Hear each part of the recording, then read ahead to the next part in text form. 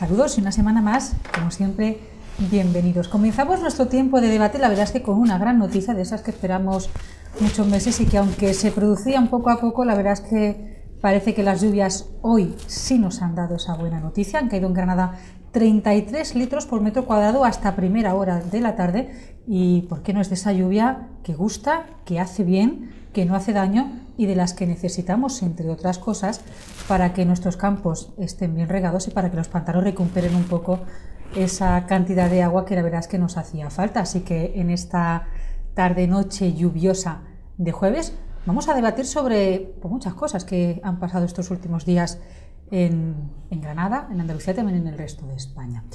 Bueno, vamos a dar la bienvenida a nuestros contertulios de hoy. Juan Pinilla, ¿qué tal? Muy bien, muchas gracias, buenas tardes. Agustín, ¿qué tal? ¿Cómo se... Muy bien, contento con la lluvia. Eso te iba a decir, ¿cómo se conduce con la bicicleta con lluvia?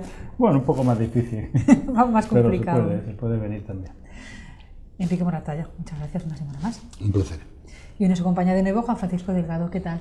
Buenas. Que casi ni llega, porque hoy ha estado en Málaga y ha habido muchos problemas en Málaga, incluso hay vuelos que el aeropuerto de Málaga ha tenido que desviar a Granada porque les era por las rachas de viento realmente imposible aterrizar allí, ¿no? Sí, llovía, diluviaba y ya, bueno, pues que los aviones de Málaga aterricen en Granada es una noticia a la inversa que siempre hemos tenido, que ha sido al revés, que algunas veces no hemos tenido que ir a aterrizar a Málaga, ¿no? Aunque sea por estas circunstancias que vengan de Málaga a Granada, ¿no? Bueno, ni que decir tiene que esta semana una de las noticias más importantes es la celebración del 28 de febrero del Día de Andalucía. Ya saben ustedes que hemos conmemorado la celebración del referéndum de autonomía del año 1980 que dio paso al Estatuto de Autonomía, con el Día de Andalucía, que es el que se celebra ahora, con grandes temas, bueno, no sé si grandes temas, pero con grandes retos a los que se enfrenta nuestra comunidad autónoma, tanto en el presente como en el futuro, y que vamos a intentar poner en la mesa y debatir ahora mismo. A mí me gustaría plantearos, porque bueno, estamos en una época en la que se habla tanto de patriotismo tanto nacional como autonómico. ¿Qué significa para nosotros pertenecer a una provincia, pertenecer a una autonomía? Yo no sé si nuestros contertulios tienen ese sentimiento andaluz que nos lleva por todos lados, o es algo que podemos tener más o menos arraigado, sobre todo además a raíz de todo el conflicto catalán, que parece que nos ha regado un poquito más esa sensación o ese sentimiento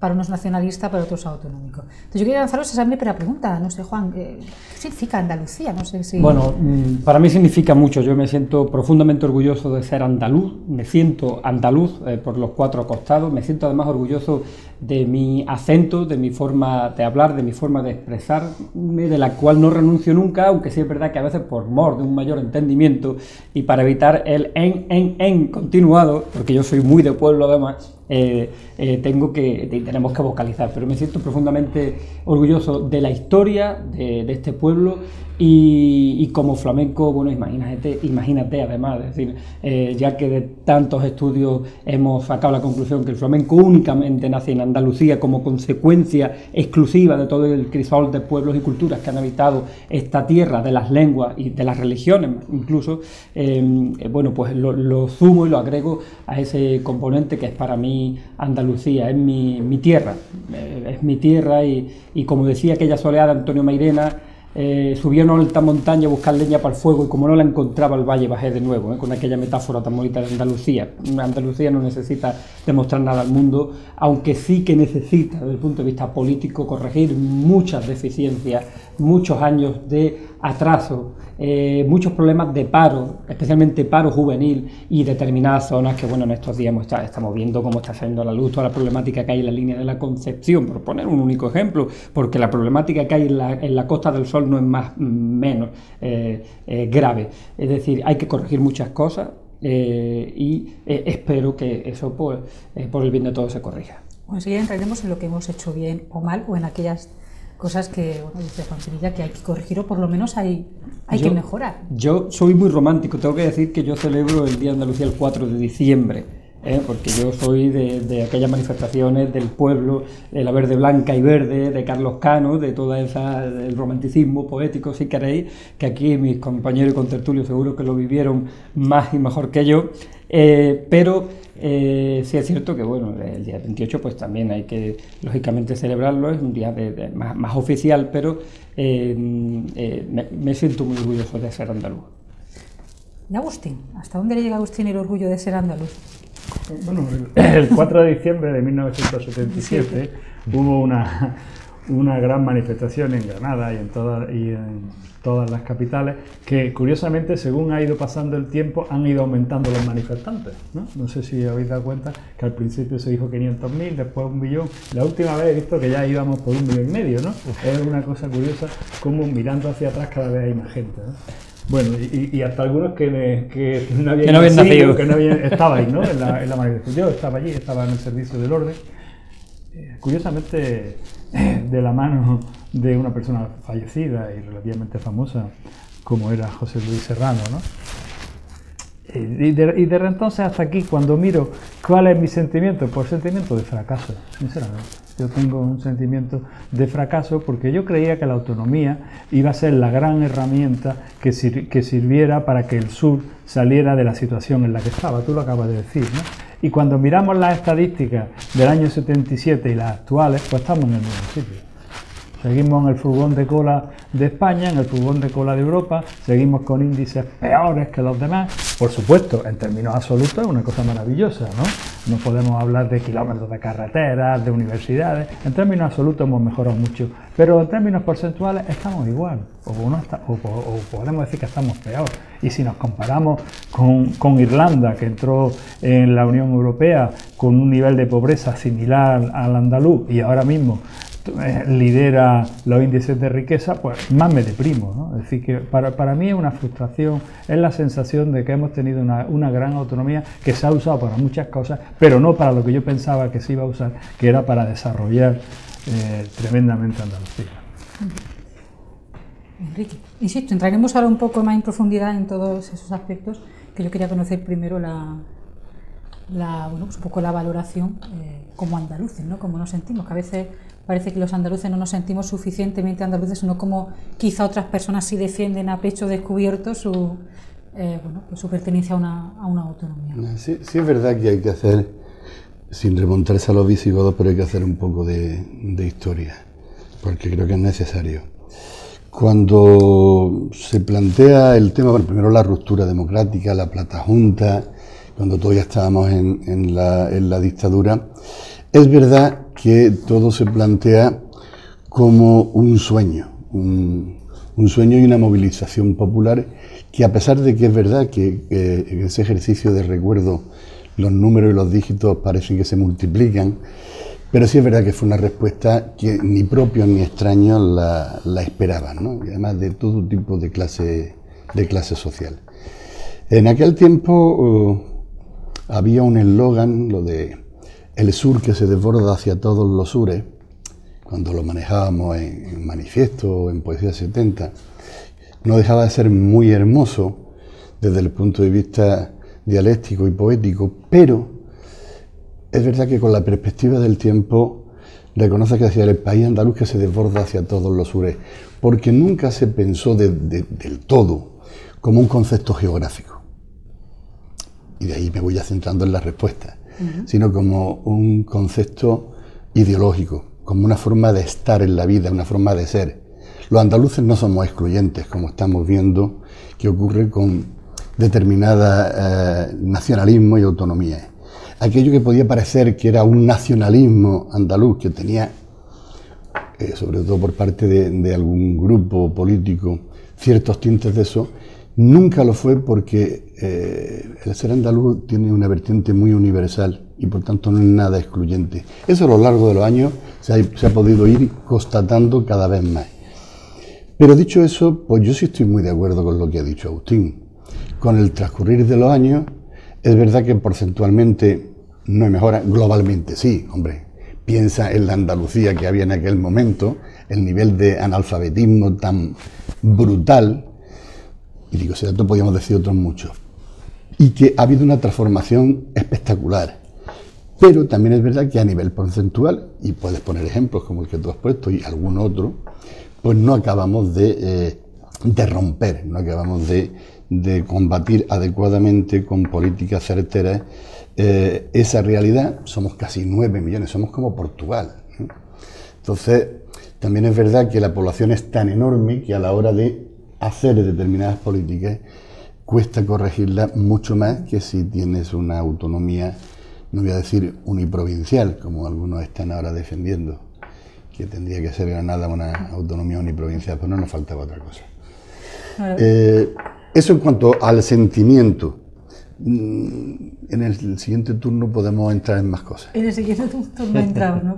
Esa sabor agridulce, ¿no? Parece que un poco nos deja, no sé si Juan Fran comparte un poco la visión, enseguida entramos el por qué, que hemos hecho tan malo, que no hemos hecho bien, o por qué, porque la verdad es que da pena, ¿no? 38, casi 40 años de autonomía, sí, para que la sensación sea tan... En el fondo estoy de acuerdo, pero discrepo en la forma de llegar al fondo. Por ejemplo, yo no soy muy de sentimiento de bandera, la verdad, en general, ¿eh? Yo me considero ciudadano del mundo y además cada día me siento más ciudadano del mundo y me gusta más ser ciudadano del mundo, es decir, participar con todas las culturas, empaparme de todos los sitios donde voy, aprender de todo, pero no vivo esa reafirmación de mi mundo. ¿No tienes banderas en tu balcón? Más próximo, España, ¿no? Yo cuando veo que mis vecinos ponen muchas banderas, generalmente ninguna catalana, digo, joder, qué bien que tiene ese sentimiento, pero yo que me siento español y me siento andaluz, no lo hago especialmente como un acto de afirmación de mi entorno más cercano, ¿no? A pesar de que cuando voy fuera, que voy mucho fuera, pues soy español, me siento andaluz, hablo andaluz, pero la gente que enarbola mucho la bandera, a mí generalmente creo que se equivoca, porque pierde el tiempo en algo, creo, y pierde el tiempo en algo que es evidente, y es que este mundo cada vez más se interrelaciona, cada vez más se comunica, cada vez más tiene capacidad para aprender de unas culturas y de otras, y bueno, y todo eso es relativo. Con respecto, esto es mi postura, ¿vale?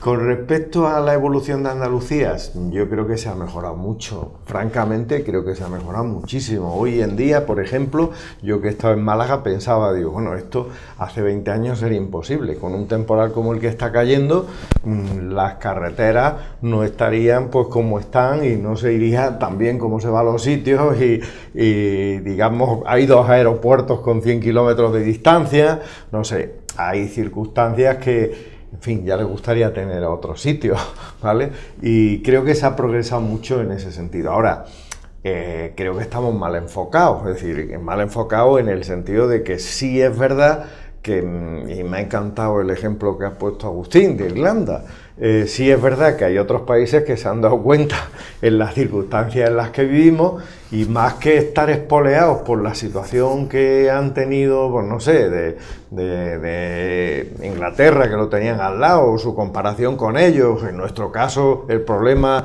de Cataluña, más que de reafirmarse en sus valores tradicionales y a lo más tradicional suyo, lo que han intentado es reinventarse para pintar algo en el mundo y para ser algo en el mundo, ¿no? Cosa que le está pasando a Portugal. Por ejemplo, Portugal está evolucionando mucho más que nuestro país en lo que se refiere a un país en desarrollo y un país en avance económica y socialmente, en los dos sentidos, ¿no? Pero en fin. Bueno, lo que parece un poco claro es que Andalucía no ha ido tan rápido como quizás se pensaba o podía haber ido. No sé si es cuestión de buscar responsabilidades o culpables, lo que sí está claro es que yo no sé si compartís lo que muchos andaluces piensan, no sé si es un complejo de inferioridad o sencillamente que desde fuera no se ha valorado a Andalucía como se merecía desde el principio.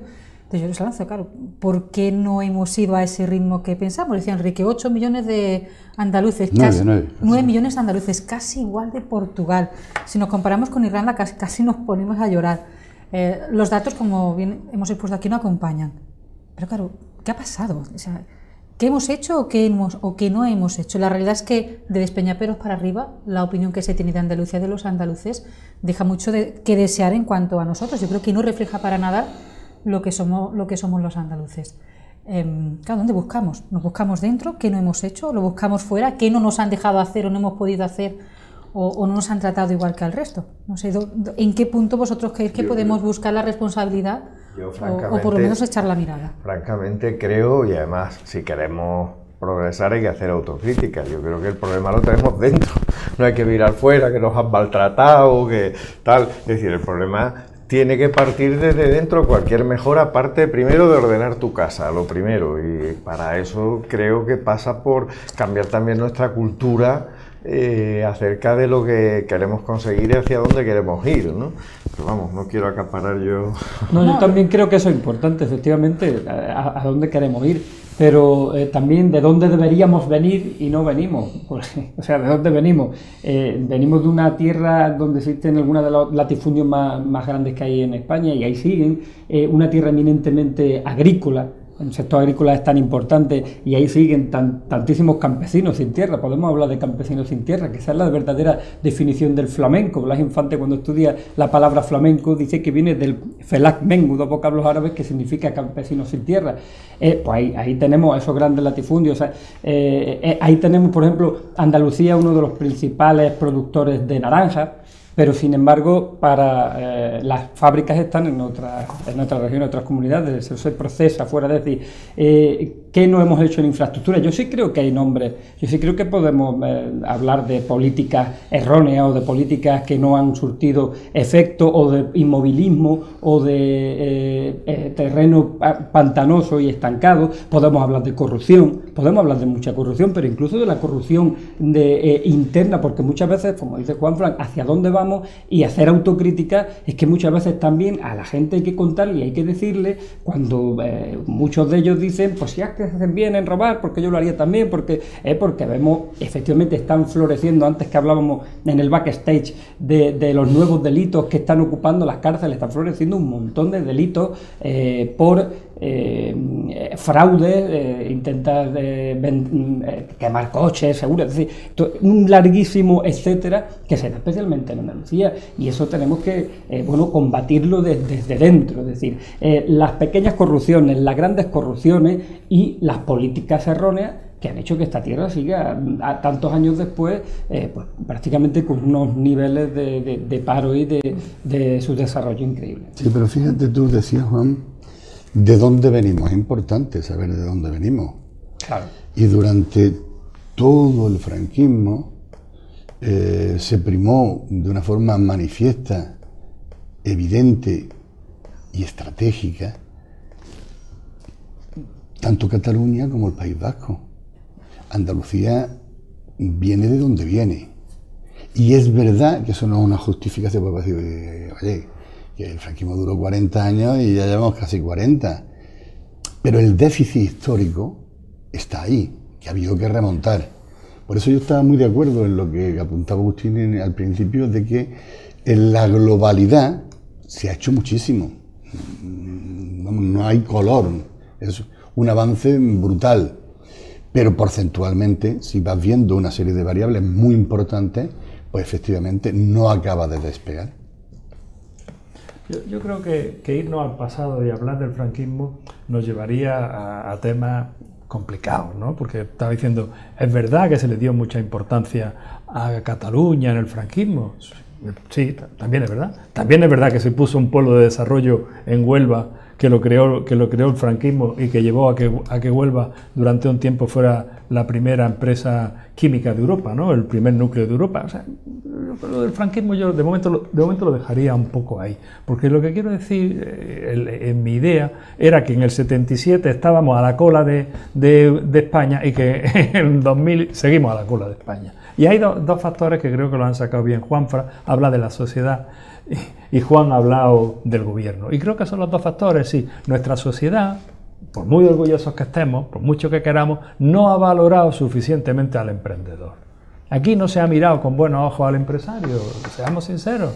Aquí el empresario, si ha triunfado es porque era un ladrón o porque era amigo de alguien. Enseguida hemos tirado hacia abajo a la persona que se ha metido a emprender. No hay, globalmente hablando, no hay admiración hacia el empresario. Juanfran, que está continuamente en Estados Unidos, sabe lo que quiero decir, ¿no? Como allí, si una persona fracasa y lo vuelve a intentar, se le da una segunda oportunidad. Aquí al que fracasa, o si tiene éxito, como en Granada, hubo alguien que una vez tuvo éxito, él y su mujer poniendo huevos y poco a poco haciendo una fábrica de huevos que luego se convirtió en la empresa más importante de Flan. A mí he visto cómo se le decía, ese tío era cartero y su mujer pollera. Sí, ha habido mucho... Son muy granadinos. Muy granadinos. Es decir, la sociedad no ha valorado a los emprendedores. Y si nos vamos a la parte institucional, pues yo creo que lo habéis dicho todo. Es decir, la Junta de Andalucía, que tiene en su Estatuto de Autonomía el objetivo básico de crear industria y que la industria iba a ser el motor de desarrollo, pues resulta que en los años 80 teníamos aproximadamente el 12% del Producto Industrial Español y hemos bajado al 8%.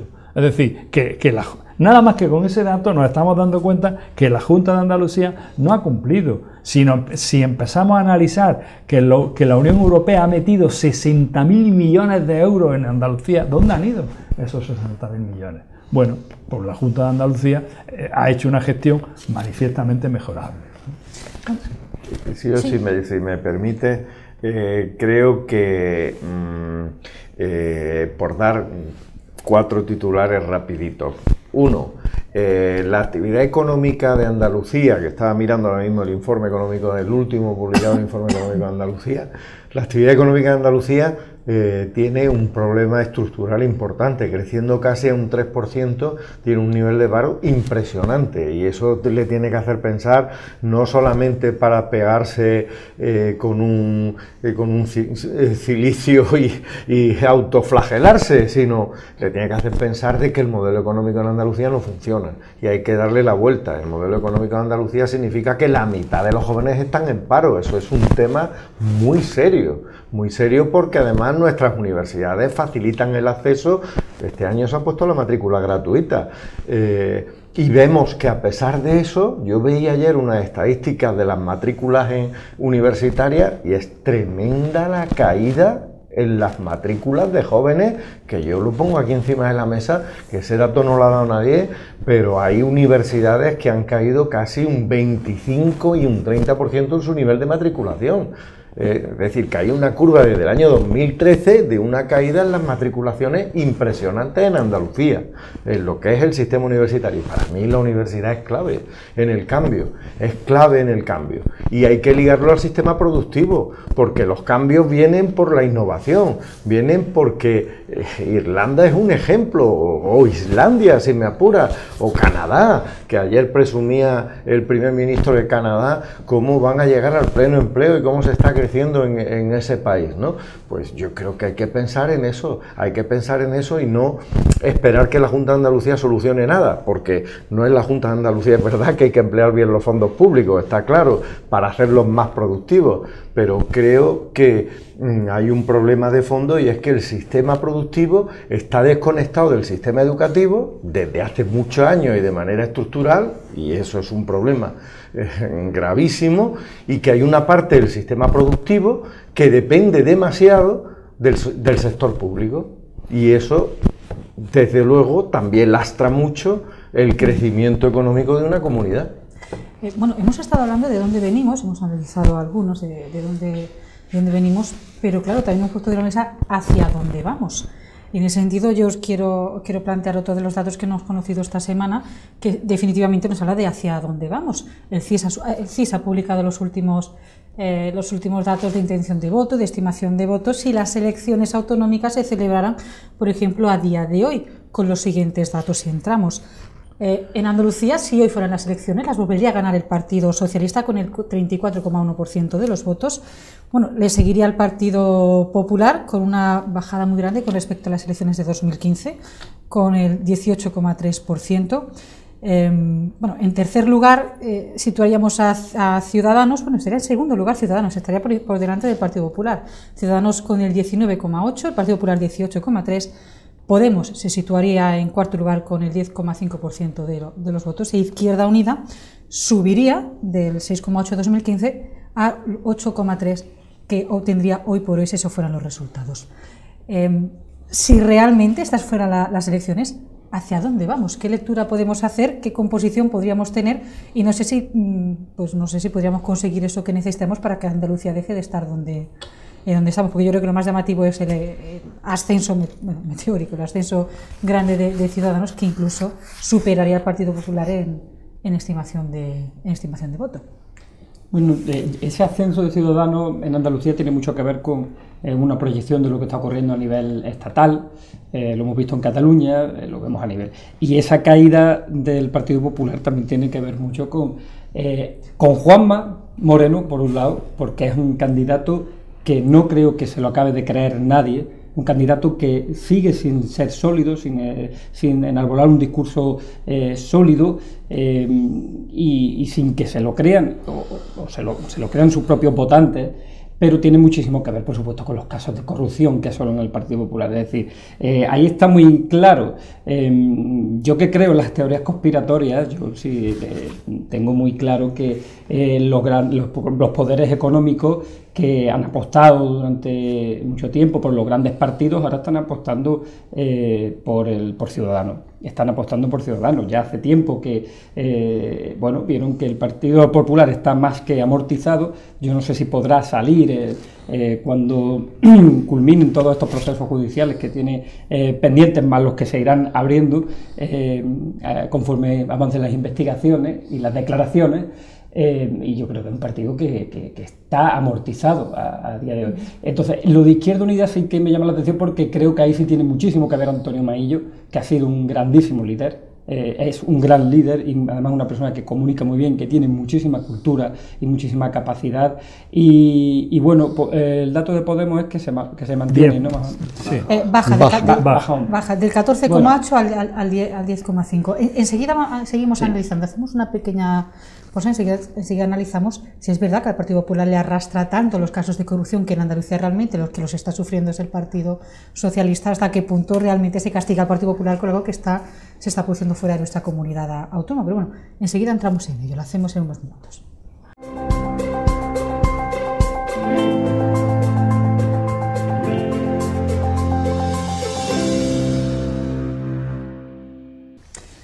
Bueno, pues aquí seguimos. Habíamos dejado el debate en un punto en el que estábamos analizando los datos, por puntualizar mejor, no solo los datos del CIS, sino del Estudio General de Opinión Pública de Andalucía, el EGOPA, que realiza la Universidad de Granada, y que algunos le llaman el CIS de Andalucía, ¿no? Por eso decía yo, el CIS realmente son los datos del EGOPA. Estábamos analizando, si hoy se celebran las elecciones, qué ocurriría en Andalucía. Lo que ocurría es pues que volvería a ganar el Partido Socialista, perdiendo una pequeñísima parte de la estimación de voto de las elecciones de 2015. Caería bastante el Partido Popular, subiría enormemente Ciudadanos.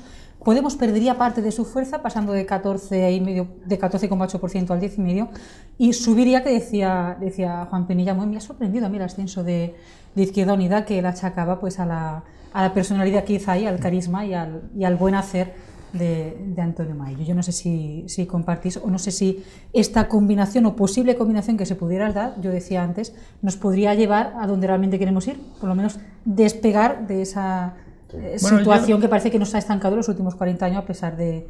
Bueno, son dos cosas distintas, ¿no? Creo que vamos a hablar de un tema de solo uno, porque si no nos vamos a liar. Si vamos a hablar de la encuesta, yo lo que diría es que la voluntad de los electores andaluces parece muy fijada, porque realmente a mí lo que me sorprende es que no hay cambio. Si que el PSOE retroceda a un punto, eso no me parece un cambio. Y que haya un trasvase de votos del PP a Ciudadanos, pues seguimos en el mismo bloque de centro-derecha. Si hay algo un poco interesante aquí, es que el bloque de extrema izquierda, ¿puedo llamar extrema izquierda? Me encanta. ¿Vale? El bloque Podemos, izquierda, Podemos y IU retrocede, no avanza. En términos redondos, Podemos más IU en las últimas elecciones tenían el 21% y ahora se quedan en el 18%. Que haya una remodelación interna por mérito de Antonio Maillo, por fracaso de Podemos, que está retrocediendo en toda España, no lo sé, pero lo cierto es que la extrema izquierda en Andalucía siempre, como mucho, ha llegado al 12, al 15, y no era normal que estuviera por encima del 20%. Entonces, por decirlo de alguna forma, la Izquierda Unida está llegando, la extrema izquierda, está todavía más alta de lo que históricamente ha sido, porque suma el 18%. Y con estos datos, pues lo previsible es que el PSOE siga gobernando. Bien, como está ahora, en minoría. Claro, el tema está con quién. Sí, bueno, depende, está claro. Es que el tema está con quién. Es que estos datos, realmente hacer elucubraciones con ellos no lo sabemos, porque tened en cuenta que hay un dato importante que es la circunscripción. Y la circunscripción hace que este reparto de votos, de porcentajes, pueda ser muy distinto. Entonces el PSOE, a lo mejor con el 34%, puede tener el mismo número de diputados o incluso más. Depende cómo se vaya, porque la circunscripción en Andalucía es provincial y eso hay que tenerlo en cuenta. No se va a cambiar la ley para entonces, ¿no? No, la Con ley. No parece probable. Las propuestas que Hombre, hay. pero independientemente de más o menos, lo que sí está claro es que hace falta o hará falta, si esto se reproduce así, va a hacer falta formar equipo de gobierno con otro partido, independientemente de que, porque la mayoría absoluta no la va a conseguir nadie, esos pactos van a tener que estar ahí. De todas formas, si hacéis la suma, Ciudadanos y el PP se acercan mucho al PSOE, los dos juntos, sumando los diputados de unos y de otros. Pero en fin, esto es una encuesta. Esto es una encuesta que refleja una tendencia, a mi juicio, que la tendencia es pues que... Juanfra, perdona, pero el PSOE e Izquierda Unida suman más y ya tienen experiencia de coalición. Ya. No podemos transmitir. Bueno, pero no me creo que ahora mismo... No me creo que con estos resultados podamos decir que en Andalucía va a haber un gobierno de centro derecha. No me lo creo. En la terminología de Susana Díaz tendrá que coser Susana Díaz, si estos resultados se dan, que insisto es una encuesta, tendrá que coser lo descosido con Izquierda Unida, ¿no? Porque a Antonio Maillo no se le olvidará, estoy seguro, aquella adelanto de las elecciones. Entonces, en política se llega a todo, pero sin duda va a ser complicado. Y yo decir solamente, y le dejo a Enrique la palabra, que creo que esto refleja una tendencia nacional de una caída libre del PP, que ya lo hemos comentado aquí en alguna tertulia, y el PP yo creo que está en un momento de descomposición bastante importante. Ojo, que yo lo veo como estaba en el PSOE cuando en el año 93 el PSOE entró también en esa deriva, y es muy posible que nos encontremos con que todos los votos del PP acaben en Ciudadanos. Yo conozco muchos votantes del PP que todos me están diciendo que van a votar a Ciudadanos, porque ya la última vez lo votaron, como ellos dicen, con la nariz tapada, no solo por casos de corrupción. En la gestión del problema de Cataluña ha hecho mucho daño el PP también, y la ha rentabilizado muy bien Ciudadanos. Entonces creo que esto se refleja a nivel nacional, nivel autonómico. No sé si eso debería o no, lo sé, pregunto a Enrique, también hace reflexionar al Partido Andalucista a la hora de elegir con quién pacta, si finalmente esto se lleva a la... ¿Al Partido Andalucista? No, si estos resultados finalmente fueran realidad, no sé si el Partido Socialista debería no plantearse con quién pacta, teniendo en cuenta de quién proceden los votos del ascenso de Ciudadanos. Que lo iba a resucitar de pronto. Eso digo de pronto. Por ahora no. No sé si Andalucía hubiera sido distinta si hubiéramos tenido un partido andalucista fuerte y demás, ¿no? Pero como dice Agustín, que tiende a mezclar temas. Sí. Eso es... efectivamente, esto es una encuesta y queda un año en política es la noche de los tiempos, es muchísimo, y tienen que ocurrir muchas cosas. Y yo creo que hay un vaso comunicante muy, muy importante con lo que ocurre a nivel y con lo que está ocurriendo a nivel nacional. Eso es evidente. O sea, Ciudadanos, el que suba en Andalucía, pues igual que está subiendo vertiginosamente en toda España, y viene de cómo ha gestionado el problema en Cataluña. Todo eso tiene unos vasos comunicantes que dan el resultado que está dando. Por tanto, ¿qué ocurrirá a la hora de los pactos? Yo creo que ahora mismo no se puede jugar a la bruja Lola y qué se va a hacer o qué se va a dejar de hacer, sobre todo porque va a depender mucho qué haga Ciudadanos a nivel nacional. El PP pues está en caída libre y sobre todo da la sensación muy gráfica de ser un boxeador en el rincón que no para de recibir golpes. Una buena imagen. Está noqueado, pero no cae a la lona. todavía no cae a la lona, porque sabe que mientras se mantenga de pie, a él no le ha dado mal resultado esa sensación de sigue golpeándome que yo sigo aquí de pie. Aguanta que aguanto, exactamente. No, porque en línea de lo que estás diciendo, sociológicamente los expertos en la materia dicen que el PSOE y el PP tienen un suelo electoral que no lo tienen ni Podemos, como estamos viendo, que se está desplomando, un fenómeno muy curioso también de ver, y de Ciudadanos, que son partidos nuevos y que no tienen ese pozo ni esa estructura de partido. Oye, que eso también cuenta. Eso es cierto, los datos que reflejan el estancamiento del PSOE en intención de voto, yo creo que lo demuestran, porque más casos de corrupción que ha habido en Andalucía también, lo de los ERE ya podía haber hecho una buena mella, aunque todavía no hay... ¿Y la sanidad? Es que os quería claro, plantear, ¿no? Claro, decís que todo puede ser un poco reflejo de lo que ocurre a nivel nacional y demás. Claro, pero ¿hasta dónde influye lo que realmente ocurre en Andalucía? Porque las quejas en concreto con el sistema sanitario no son pocas y no sé hasta qué punto pueden o no influir en estos resultados. Bueno, parece que si esto se materializa... No, la peor noticia de la encuesta es para los que han encabezado las manifestaciones por el tema del tema sanitario. La peor noticia es porque las encuestas demuestran que no ha hecho ninguna mella electoral, ¿no? Hombre, pero bueno, para eso habría que ponerle una lupa en Granada. Ahí, ¿no? Oye, pero estáis haciendo un paralelismo entre el PP y el PSOE que a mí yo no acabo de convencerme por lo siguiente. Porque hemos dicho, bueno, el PSOE tiene un suelo tremendo, lo estamos viendo, y el PP tiene un suelo tremendo. Pero hay una diferencia entre ellos. El PSOE no tiene ningún partido que sea su alternativa. En los años 90, muy especialmente en las elecciones del 93, cuando subió Izquierda Unida con Julián Guita se fue a la extrema izquierda. No sé si acordáis que había un líder dentro de Izquierda Unida que se llamaba Diego López Garrido, compañero y amigo de Derecho Constitucional, de Derecho Constitucional. Por eso lo recuerdo bien, que él defendía una Izquierda Unida socialdemócrata. Y acabó en el PSOE. Acabó en el PSOE, pero...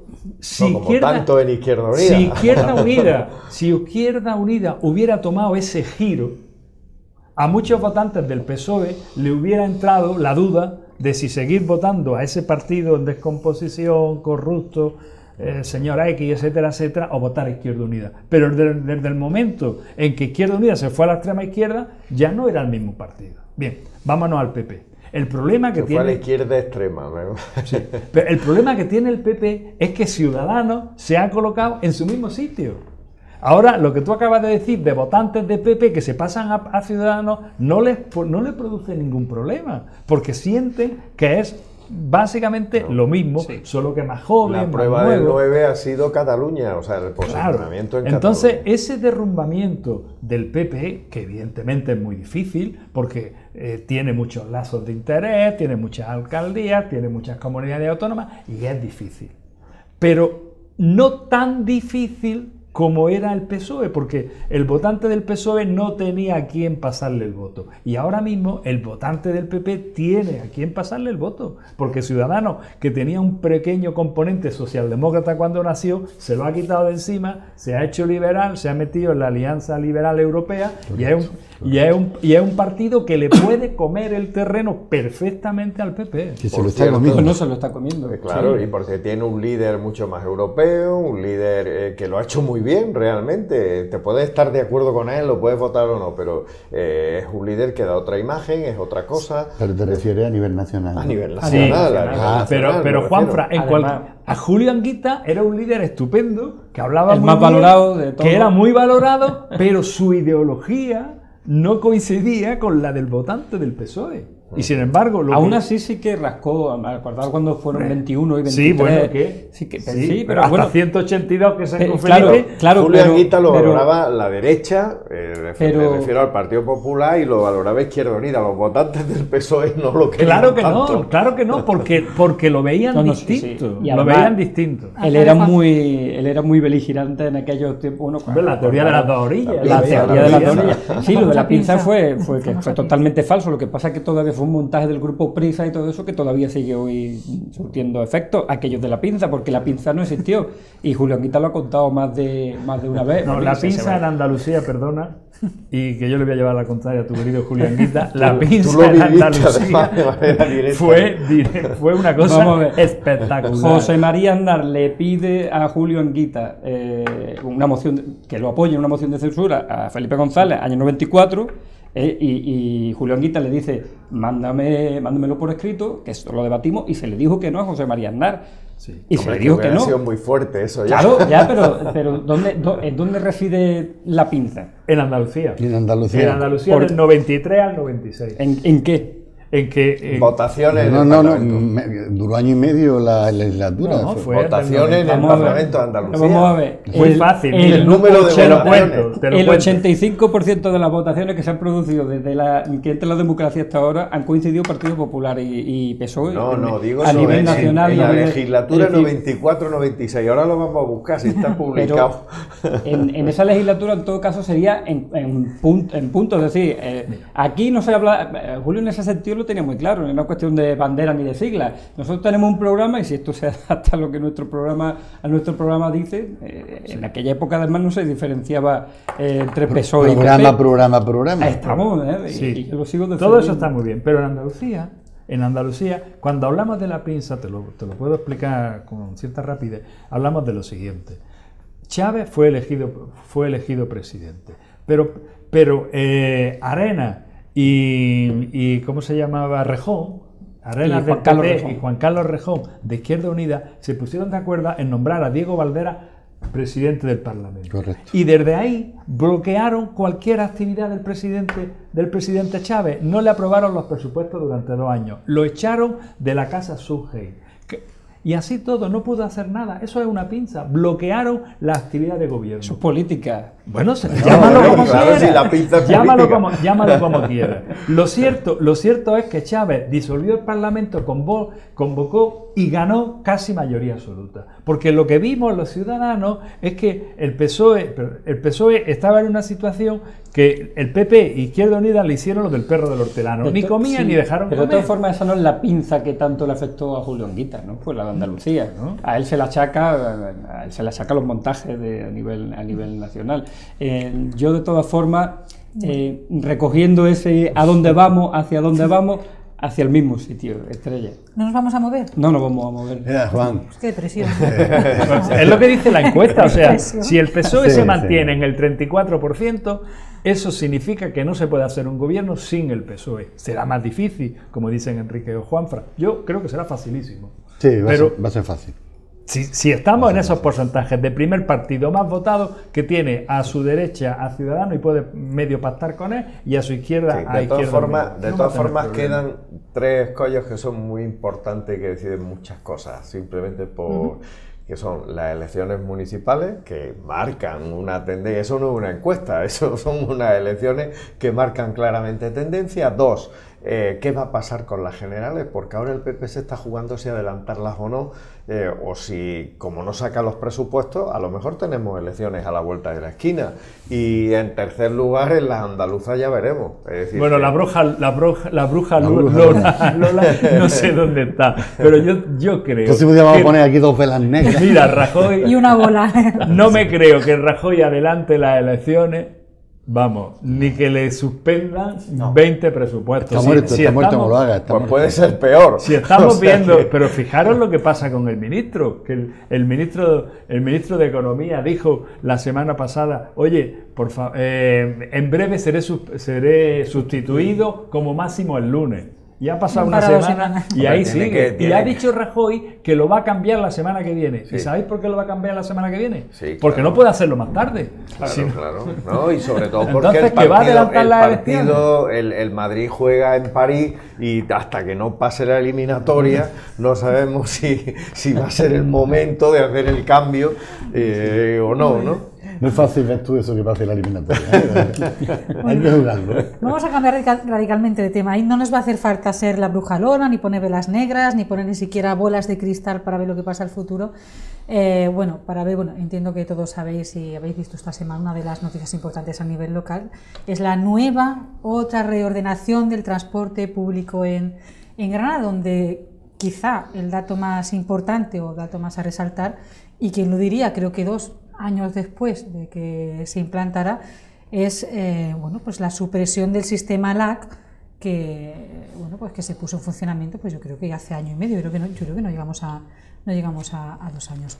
Se suprime un sistema que el anterior equipo de gobierno vendió como la salida o la solución a los problemas de tráfico en Granada, pero lo cierto es que desde el principio tuvo muchísimos problemas, provocó el descontento general, sobre todo de los vecinos que residían en los barrios, porque había muy buen servicio en el centro, pero la conexión de los autobuses de los barrios con el sistema LAC pues parece que no ha acabado nunca de conectar en condiciones. A mí me ha llamado mucho la atención que después de casi 2 años aprendiendo que la línea 4 era la línea SN no sé cuánto, pues ahora, entre otras cosas, vamos a volver y ponemos la misma nomenclatura que teníamos antes de que apareciera. O sea, ya desaparecen las SN. De que apareciera este sistema. Por ejemplo, la línea 4 vuelve a ser la línea que une la Chana y el Zaidín, la 5 Beethoven Nueva Granada, la 6 el Parque de las Ciencias, Parque de las Alquerías. En definitiva, yo no sé si lo consideráis, no digo un paso atrás, porque en general yo creo que la gente, no sé si está más o menos contenta con que esto suceda así. Yo creo que estas cosas de nomenclatura, de que sea ese. La nomenclatura quizás lo de menos. Hay que echar de menos el 11, por cierto, para quien no lo sepa, que vuelve el 11. Vuelve el circular. El 11 yo creo que está ligado a la historia de Granada, por cierto. A mí me parece, y lo he dicho esta mañana en una columna que tengo en la SER, y lo he dicho claramente porque lo pienso así, es una buena decisión mejorar el servicio público de transporte, una gran decisión, y yo creo que el Ayuntamiento de Granada, muchas veces hemos dicho, está paralizado. Enhorabuena por poner esa decisión en marcha, porque el transporte público es una de las cosas más importantes de una ciudad, de lo que puede hacer el ayuntamiento, claro, de las competencias que tiene el ayuntamiento, y procurar que el transporte público mejore, me parece que es una buena decisión, y apostar por una mejora recuperando cosas nuevas y poniendo otras tan simples como que, por ejemplo, el S2 llegue, en vez de al Palacio de Congreso, llegue a Puerta Real, de una manera muy simple, pues hace que todos los vecinos que cogen ese autobús puedan llegar a Puerta Real, que antes tenían que ir al Palacio de Congreso. Parece que no tiene importancia, pero tiene mucha importancia. He puesto un ejemplo, pero hay muchos más. Conectarlo con el metro, que no se había hecho, muy importante. Segundo, 20 millones de déficit la LAC.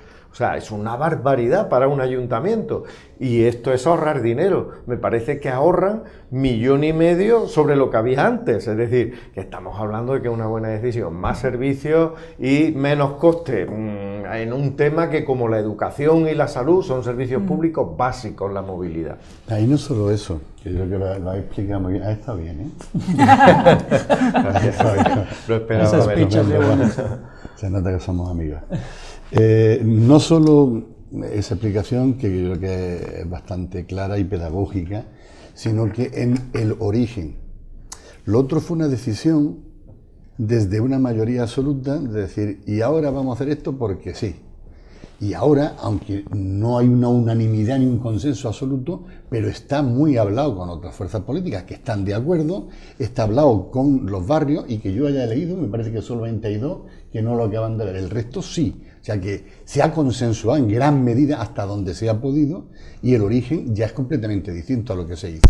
Aparte del ahorro y aparte de racionalizar, y sobre todo la presencia y el éxito que está teniendo el metro, donde se incardina bien con la nueva red que va a haber de transporte público a través de los autobuses. Con lo cual yo creo que, sin que nada haya perfecto, creo que es un avance valiente y bueno. Bueno, los juristas vemos mucho el fondo y la forma, ¿no? Creo que la forma la acaba de explicar muy bien Enrique, ¿no? Parece que ha habido negociación, que ha habido tanto con las fuerzas políticas, pues maravilloso. El fondo lo ha dicho Juanfra, pero lo ha dicho de una manera que creo que sin quererlo se ha convertido en el portavoz del gobierno. Es que el gobierno de Granada organiza algo y no va a decir va a ser más caro y va a ser peor. No. A veces lo hemos encontrado. A veces lo hemos con la LAT lo he encontrado, pero va a costar más, pero va a haber mejor servicio. Con la LAT lo que dijo, perdona, la LAT se dijo que iba a costar menos. Búscate lo que dijo Teófila y dijo que iba a costar menos. Entonces, Teófila aquí, no, Telesfora. Telesfora, perdón. Yo lo que quiero decir, dada mi absoluta ignorancia de estos temas, es lo que dicen los italianos: dámelo muerto. Que se ponga en funcionamiento. Correcto. Y cuando vamos a verlo. Hombre, ya lo veremos. Porque es absolutamente impensable, lo contrario, que hubiera salido el portavoz que hubiera dicho: mira, en este ayuntamiento que está quebrado vamos a aumentar el gasto. Y además vamos a ofrecer menos servicios. Como no puede decir eso, lo que ha dicho está dentro de lo previsible. Pero ya ha empezado el PP a sacarle crítica. Entonces, lo que yo digo, normal, menos mal. Entonces, lo que yo digo, dado mi desconocimiento es: vamos a esperar un tiempo, porque hay cosas que parecen lógicas. Es decir, que un autobús tan grande como el LAT acabe donde acababa, en la Cruz de Lagos, ¿no? Y no siga hacia la Chana, pues parece un desperfecto. Si ahora se sigue bien, pero que yo esperaría un poco antes de lanzar las campanas al vuelo. Yo, muy brevemente, si todo eso sigue en la línea verde y ecologista de la que se pretendía, lo veo muy bien. Lo que pasa es que añadiría, es decir, yo lo veo bien y creo que todavía hay gente que sigue, y yo sigo con los números de antes, y por supuesto reforzar el metro, del que sabéis que soy un fan, porque me parece que ha sido un acierto, y que las conexiones que hace son muy buenas. Eso está genial. Pero yo sigo apostando porque, bueno, hablar de peatonalización de ciertos lugares, hablar de una ciudad muy contaminada, que hay que de alguna manera evitar tanto tráfico, tanto trasiego de autobuses y de las bicicletas. Hay que facilitar el acceso a las bicicletas, y lo de las bicicletas amarillas, que ya son reliquias, ya no ves bicicletas por ningún sitio, una pena lo que ha ocurrido con las bicicletas. Lo de las bicicletas es una pena. Ves solo las que te cuestan algo de dinero y tienes que meter la tarjeta. Las otras han desaparecido, y no por hacer aquel chiste que apareció una niña diciendo: esta Navidad que ninguna niña se quede sin su bicicleta, salía en un árbol de Navidad una bicicleta. No, eso para mí fue un acierto, aunque, pues bueno, la pillería ha acabado con... yo iría más en esa línea, reforzaría mucho más esa línea. Yo lo suscribo. Creo que además de que el plan esté bien, que creo que está bien en el fondo y en la forma, creo que el gobierno municipal debe de ir en la línea que apunta Juan, pero además sin dilación. No es una cuestión ideal o utópica. Autobuses cada vez menos contaminantes, eléctricos, si es posible, que los hay, híbridos, si no pueden ser eléctricos, bicicleta, carril bici. Es que Granada es muy llana, claro. Salvo si quieres ir al Albaicín y al Sacromonte, pero Granada en general es muy llana. ¿Qué puedo decir yo que he venido en bicicleta? Hasta lloviendo, eres un héroe, ¿no? Claro, tú fíjate que ahora que la Concejalía de Urbanismo está hablando de naturalizar el cauce del río, va a quedar estupendo, lleno de bicicletas cuando se y la gente va a quedar precioso. Hombre, esperemos que con este servicio pues seamos un poco más civilizados. Aquí hemos debatido alguna vez el tema de las bicicletas, y la verdad es que a mí me sigue pareciendo absolutamente tremendo lo que ha ocurrido con las bicicletas. Hoy he visto una. Sabía que había gente poco civilizada, pero vamos, es que enlazamos con lo que hablábamos al principio, de dónde está el problema de que avancemos o no avancemos, de la educación, de nuestro propio carácter, la capacidad cívica que tenemos. Todas esas cosas influyen también en cómo nos ven y cómo nos vemos, ¿no? Claro. Hombre, yo me niego a pensar que eso es generalizado. Vamos, yo no... Bueno, pero yo reconozco que me niego a pensar en la generalización de... Eso ha pasado y ha pasado hace 4 días. De eso, ¿no? Pero se verá que lo de la bicicleta ha sido tremendo. El caso, y con esto nos despedimos, es que no nos da tiempo a que entremos en ese debate. Lo cierto es que uno de los objetivos cuando el sistema LAC se puso en funcionamiento era, entre otras cosas, reducir el paso de autobuses por Gran Vía. Este sistema devuelve el paso de más líneas por Gran Vía. Por ejemplo, la 11 vuelve a pasar por Gran Vía, la 21, que también es circular, también vuelve a pasar por Gran Vía. Yo personalmente, y no suelo entrar ahí, hombre, a mí no me gustaría volver a lo que teníamos antes, que ibas por Gran Vía y veías un autobús. Y no podían ni hablar. No podías hablar.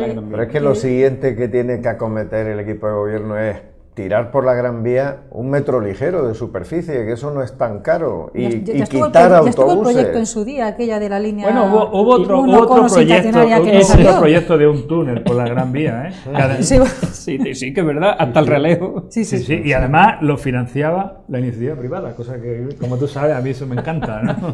Pero quedó en agua de borraja el proyecto. Bueno, Mientras pues, no lo tenga que rescatar el Pero es más luego. fácil tirar las vías del tranvía, o sea, que irse por arriba. Yo no le veo mucho más problema en superficie, en tranvía superficie. Yo creo que sería un buen proyecto. Vamos, no entro en la viabilidad ni cosa de esa, pero yo creo que sería un buen proyecto. Y además menos contaminante. limpio, una cosa. Aquí lo dejamos, que no tenemos tiempo para más. Muchísimas gracias Un abrazo. a los 4. Nos volvemos a ver la semana que viene y seguiremos pues debatiendo nuestras cosillas, ustedes saben. A ustedes muchas gracias como siempre y hasta la próxima.